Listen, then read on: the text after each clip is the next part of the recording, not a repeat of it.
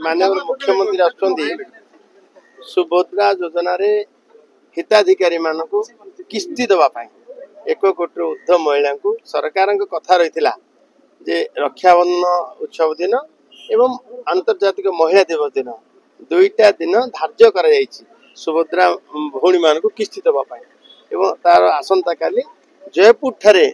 माननीय मुख्यमंत्री उपस्थित रही समस्त को देवे से परिप्रेक्षी में मत भी दायित्व अच्छी मु कोरापुट जाऊँ बाटे भाई मैंने मिसिले खनि कथा मुझे मो विभाग खनि मंत्री थी कारण ये मुझे कणिका माली खनि तार उत्तोलन हम जनशुणा चलती सबू कथार समाधान करवा लोकों हित में आम सरकार कौन सी बड़ बड़िया हित में केबे भी मोहन माझी सरकार रही पार ना प्रथमे लोक हूँ प्राथमिकता तो लोकों हित में जहाँ काम हो पारे ताही करा